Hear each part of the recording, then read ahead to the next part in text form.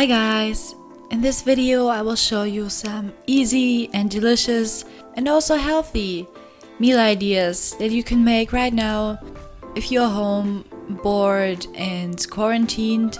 Just like me and everyone else out there. These are my favorite meals, I make them all the time. You can make these meals for yourself or meal prep them.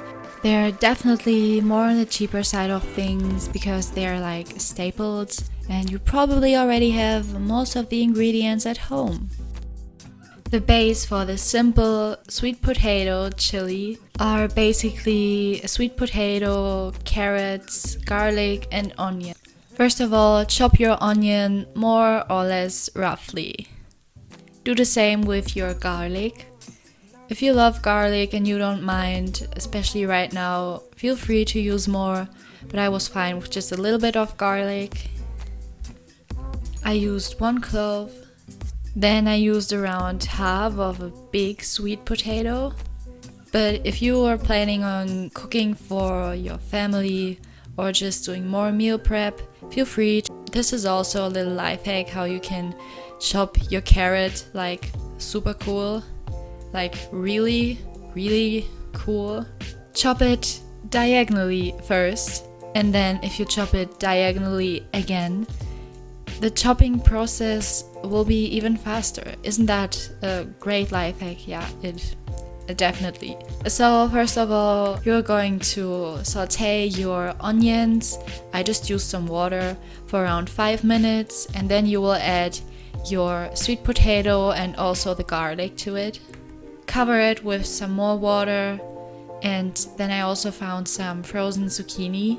You will need red lentils. I used 1 cup of red lentils. You can use more or less, that's totally up to you. But really important would be to wash them, because if you don't, you see that the water is just really dirty from the lentils. And you don't want to have that in a delicious chili, do you? Add the rest of your veggies to the pot. And then use 2 cans of tomato sauce. I just had 1 can in my pantry, so I substituted the second one with some kind of vegan bolognese sauce. Add that all to the pot and cover it with some more water and let that simmer for around 15 minutes. In the meantime, open a can of kidney beans. Or not. Second try, open a can of kidney beans and rinse them. Now your lentils will have absorbed a lot of the liquid and everything will be nice and thick. Then add 2 tablespoons of tomato paste, and this is the key ingredient. Yes, you will need 1 teaspoon of cacao powder. If you make less chili, use less. If you use more, use more. But yeah, be careful, don't add too much. Trust me, this is the secret ingredient that will make your chili so much better. You'll see. Then I had like this pre-packaged spice mix, which basically thickens everything and gives it a really nice flavor. Then when everything's done, add your kidney beans and some corn. Use as much as you like, but I think 1 can of corn and kidney beans is enough for a big portion of chili, and also some lemon juice here.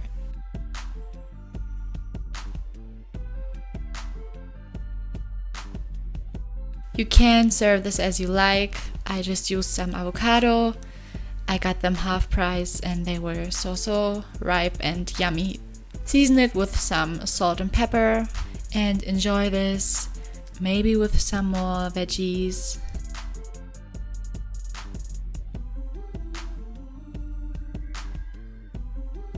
You can keep this in the fridge for up to 4 days, I believe.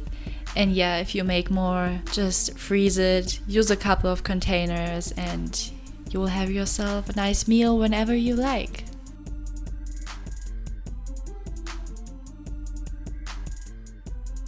So the second idea was for one of my favorite kinds of curries. I know, I love curry. We all love curry, so let's just share this recipe. So I basically used a bunch of spices, but you could also substitute all of them with curry paste and make it even easier on yourself. Wash some lentils again. This was 1 cup of lentils. We talked about the lentil issues earlier, so make sure you wash them. Then chop up some carrots. I used 3 carrots for a big portion again. I love meal prepping for some reason, because sometimes I get lazy. I chopped up 1 onion and 1 garlic.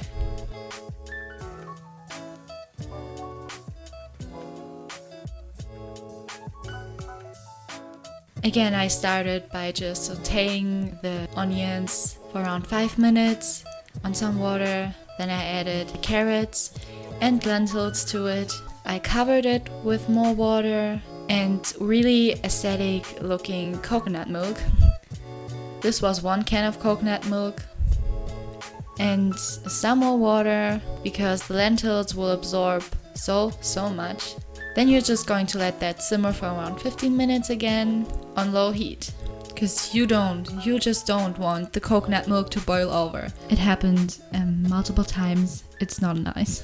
If you randomly make the decision to boil your own chickpeas, like I did, I just find it so much easier to buy dried chickpeas and boil them whenever I need a lot. And then I just transfer them to some random empty nut butter jars that I have plenty of. And the hot steam inside the jar seals everything and makes it last longer, like at the supermarket. Then you want to add some spices of your choice. You could even use a veggie cube or vegetable broth, curry paste, curry spices, smoked paprika, sweet paprika powder. You really just have to adjust by taste and consistency. Then I added more lemon juice and chickpeas, and that was basically it. If you want to let this cool down faster, just add frozen peas to it. And for some reason I just love frozen peas. I add them everywhere. This is an underrated vegetable. That's so yummy. Oh my god, this third recipe is so good. I've just recently created it and I've made this so many times ever since. I love it. It's for a protein spread. You can enjoy this with absolutely everything and it is so versatile and delicious. This actually tastes really good with cherry tomatoes and walnuts, just saying. To a food processor, you're going to add as much spinach as you can. Really give it all you got, and you won't be able to taste it too much, which is weird because it consists of so much spinach. But the flavor combo is amazing and outstanding. I love this stuff. It is so yummy. I also added tofu, some avocado, and a lot of tomato paste to it, and around 1 tablespoon of hummus. More lemon juice, love lemon juice, garlic powder, sweet paprika, smoked paprika, and some kind of curry spice, and lastly soy sauce. And key ingredient here would be a lot of nutritional yeast. You can find all the measurements down below because you're going to make this. You have to. It is just so good. It is really good. It's better than any kind of pesto that I've ever made or tasted.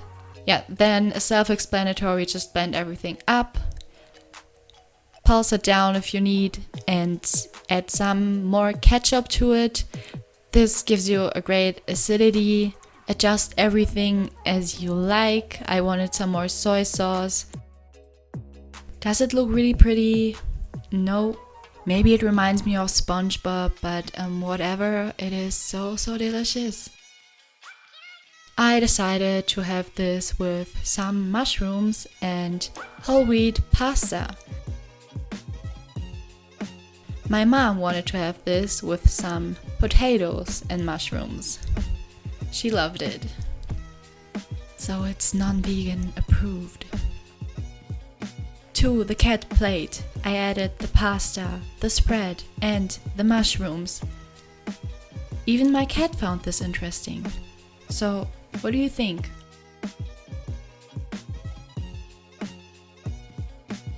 I added a bunch of nutritional yeast on top, and this was so delicious.